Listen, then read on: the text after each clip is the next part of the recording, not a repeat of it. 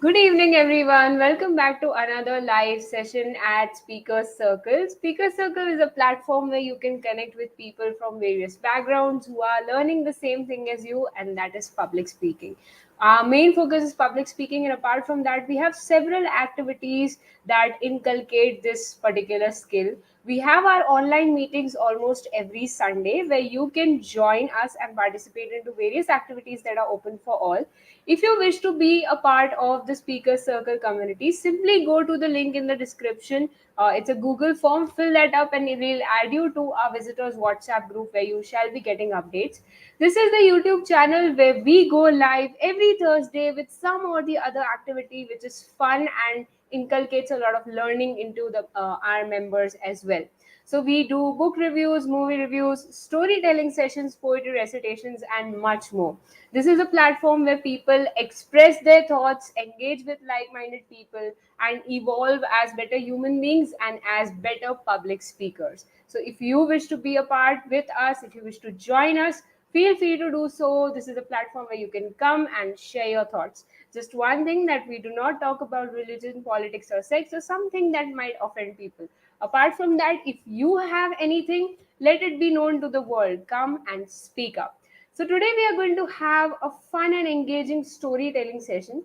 So, stories are really, really interesting. No matter whether you're 5 years old or you're 50 years old, you always like to listen to stories, you always like narrating stories. And now, stories bring culture into reality, and they also connect us with moral values. That is, they are really good ways to pass on the message to people from one generation to other. So today we are going to have three members with us who are going to share incredible stories in their own narrating form, and let's see what they have to say. If you have a favorite story or if you are a pro at storytelling, let us know in the comment section below. The chat box, the live chat box, is where we will be talking to each other, we'll be communicating. If you have any suggestions or feedbacks, or if you simply want to appreciate the speaker, feel free to use the live chat. I am your host Zaina Rafique, and I'll be hosting the live session for today. I'm also a member at Speaker Circle. So our first storyteller is somebody who is currently doing BBA from Navrachna University at Baroda. She loves doing Kathak and she's really good at it, and she's into music, and she has been training in Kathak since last 10 years. That is, she's a pro. So I would like to welcome Anushka Machchhar to the live session. Hi Anushka, good evening. How are you? I'm fine. Good luck to you for storytelling. Over to Am I audible? Am I you. Yes, audible? yes, Anushka, you're very much audible and visible. You can start. Okay. Hello everyone. I am going to tell you a story which has a name Salvatore, written by William Morgan. The story Salvatore by William Morgan begins abruptly with I wonder if I could do it. Salvatore was 15 years old, the eldest son of an Italian fisherman. He used to spend his morning lying on the sea, and he used to think about the sea where his father used to catch fish.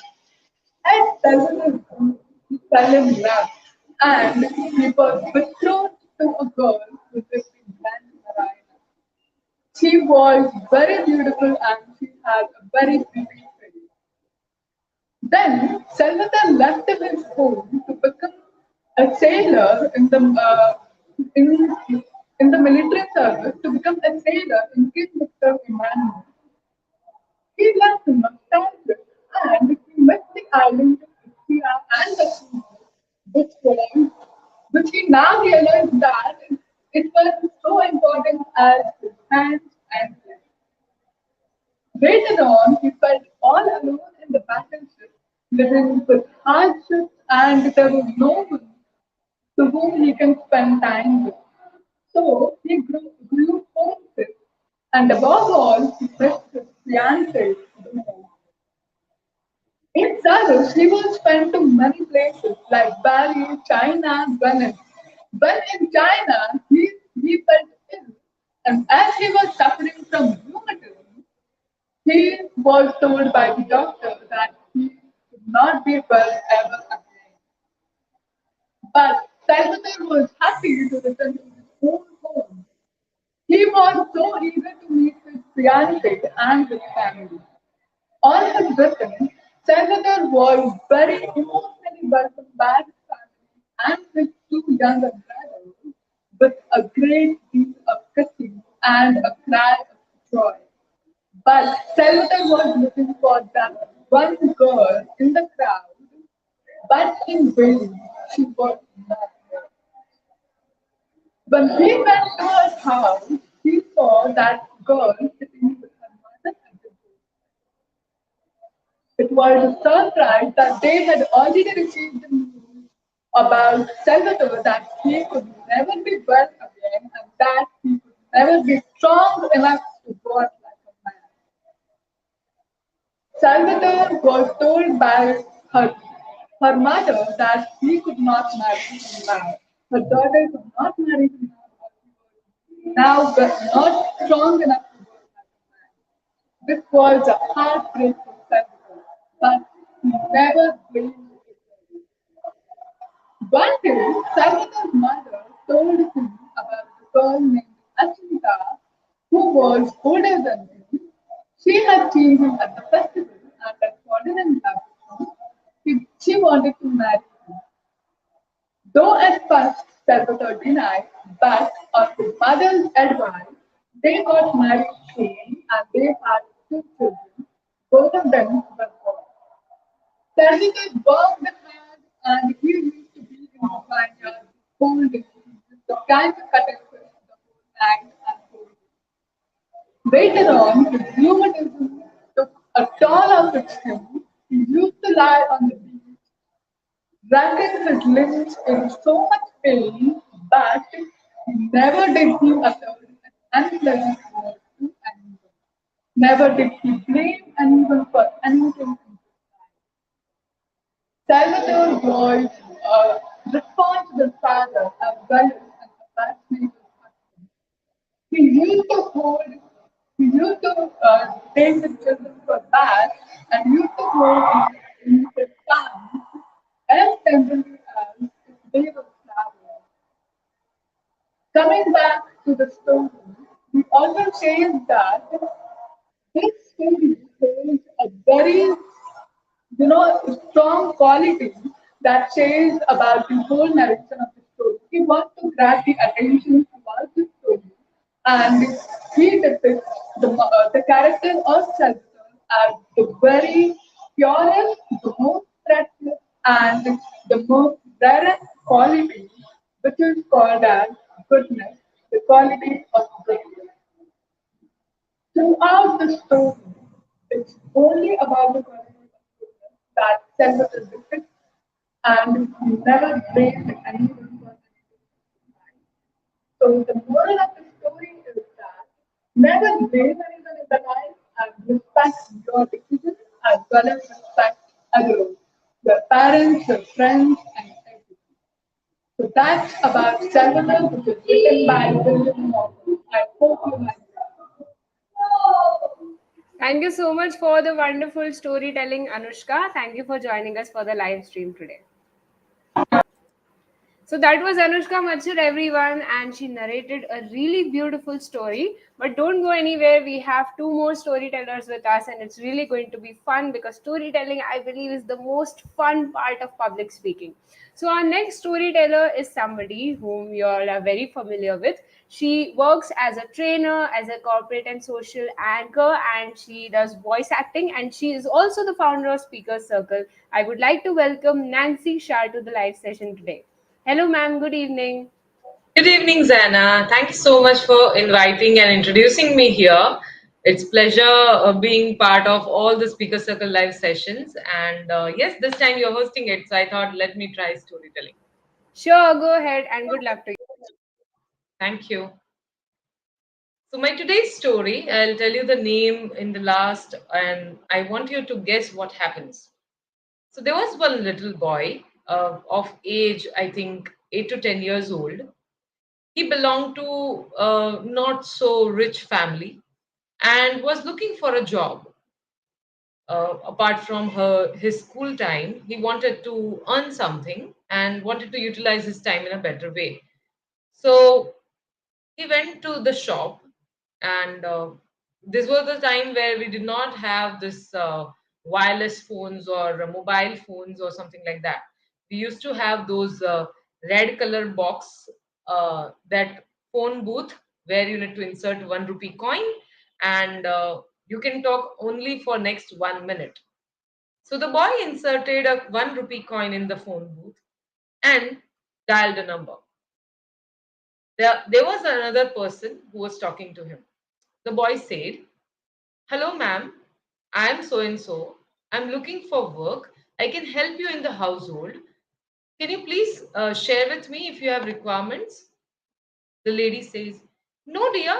I think I have one boy with me who works at my place and he does everything, so I am not looking for anybody new. Ma'am, please, if you allow me, I will be able to do some household chores, and apart from that, I'll take care of your garden. I'll pick and drop your kids from the school. I can do anything and everything, but I'm seriously looking for work if you can help me with some work." Dear, that's good to know, but I'm actually not looking forward to change somebody because the boy who works at her home does almost everything. Ma'am, what does that boy charges? If you pay me a little less, that would be also fine. But I'm actually looking for some work and I need it. Would you like to have me at your house? I'm sure I'll never disappoint you. Oh, my child, thank you so much for saying this. But then I think we are happy with the boy who works at our place. And I really don't want to, I'm not looking for anyone. What I'll do is, you give me your contact address or something. I'll note it down if I require, or if anybody around me requires somebody like you in future, we will connect with you. Okay, ma'am, thank you. The boy shared the details and the call ended. Now, that shopkeeper was listening to the entire conversation. And he thought that here is a boy who is ready to do a household chores. Apart from that, he'll take care of the garden and he'll pick up and drop the kids from the school. Why can't I have it at my home? So the shopkeeper approached the boy. "Hey guy, if you really want to work, why don't you come at my place? I will give you work opportunity, and along with that, I'll be able to teach you business that I do at this shop, and you can help me here as well." The boy smiled and said, "I am actually not looking for work. I was just checking my performance." Yes, that was the same kid who was working with that lady in that house. And he was just calling to check whether his employer was satisfied with him or not. Amazing, isn't it?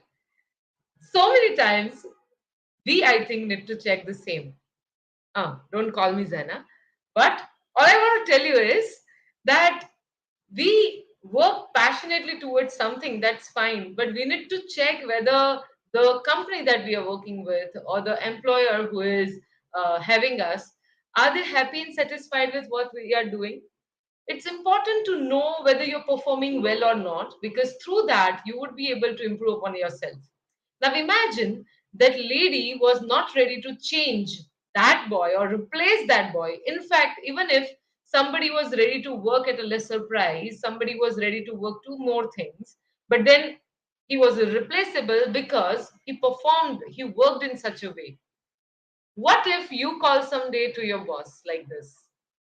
Would you get the similar answer? Are you happy and satisfied with what work you are doing? And is your employer satisfied with it? I will leave you with this question. It's all about the way we work. Thank you so much. Over to you, Zaina. Wonderful, ma'am. A very insightful story, and a story which is relevant to my generation, that people should know that whether their employees or whether their employers, whichever position they are working, are satisfied with their work or not. So, thank you so much for joining us here today, and thank you so much for your time. So that was Nancy Shah, everyone. Let me know if you are satisfied with your work. What do you think about your work? Do you have confidence in your work? And if you have come across a similar story that teaches the moral of working really hard or working very sincerely, Do let us know, share with us, or join Speaker Circle and share your story with us directly. But don't go anywhere. We have one more fantastic story coming up. Our next storyteller is somebody who is into teaching English language. She has an institute called Anita's Phonic and English Classes. I would like to welcome Anita Goyals to the live stream. Hello, ma'am. Good evening. Yeah, hello everyone. Good evening. Okay, over to So, you. Good luck. yeah, thank you. So, today I'm going to share a story. You must have heard Tenali Raman, right? So, my story title is The Fragrant Breeze. One summer, it was extremely hot, hotter than ever. The kingdom of Vijayanagar saw some of its most uncomfortable days and nights. For many days, the sun didn't show any respite. People were fed up of the heat and sweat. The royal palace was not spared either. King Krishnadev Rai had never felt such heat before. It was very difficult to carry out the regular activity of the court. One day, the king asked his minister, "Isn't there a way to beat the heat?" The minister could not think of anything worthwhile. Finally, he came with an idea. "My lord," he said, "there is but one way to beat the heat." "What is it?" the king asked eagerly. "If we can bring the fragrant breeze into the court," he replied. "But where to find the fragrant breeze, O minister?" asked the king. "It is there in the evenings in the royal garden, my lord," said the minister. "All we need to do is to capture the fragrant breeze and bring it here." The king looked puzzled. The minister suggested, "Tenali Raman is the wisest of us all. My lord, why don't we assign this job to him?" Actually, the minister had a secret plan to embarrass Tenali Raman. So he wanted to assign this almost impossible task to him. The king was happy. He had full faith in Tenali Raman's ability. "Will you take up the task, Tenali Raman?" asked the king. Why not, my lord?" The minister interrupted. "It is just a tiny job for a man of such great intelligence and wisdom." Tenali Raman smelled the wickedness in the minister's word, but he kept quiet. The king said, "All right, Tenali, by tomorrow evening you must get the fragrant breeze of the garden here in the court." "As you wish, your majesty," said Tenali Raman. The next morning, the king waited in the court eagerly, the minister too anxious to see Tenali Raman being humiliated. Just then, Tenali Raman entered the court and said, "Behold, your majesty, here comes the fragrant breeze." Everyone turned towards the main door. Three men entered the court and came marching towards the king. They were holding big fans in their hands. The fans had been decorated with fresh flowers. The entire court watched in surprise. At Tenali Raman's instructions, the man with fans stood around the king and began to sway the fans. The gentle swaying of the fans generated a cool breeze. The fresh flowers made the breeze fragrant. The king smiled and sighed with relief. Overwhelmed, the king thanked Tenali Raman and rewarded him. Then he said, "I am proud of you, Tenali. You are indeed the wisest of all." Everyone praised Tenali Raman. As for the minister, he could only feel disappointed and embarrassed. The learning of this story is that without faith, nothing is possible. With it, nothing is impossible. So, nothing is impossible to a willing heart. Thank you. What a wonderful story and how beautifully narrated, Anita ma'am. Good job. Thank you so much for joining us here today. Thank you so much. Thank you. So that was Anita Goyal. You know, as kids, we always love to listen to the stories of Vijayanagar Kingdom and especially Tenali Raman's wise, uh, solution to problems that the king plays. So I believe all the three stories were really amazing today. We had a wonderful storytelling session. If you wish to join us for more such kind of sessions, don't worry. Yes, Nishchay, it was absolutely amazing. I totally agree with you. So we do have these kind of live sessions every Thursday. That is, if next Thursday, if you look at this YouTube channel, we will be having something similar. So why don't you consider subscribing to this YouTube channel?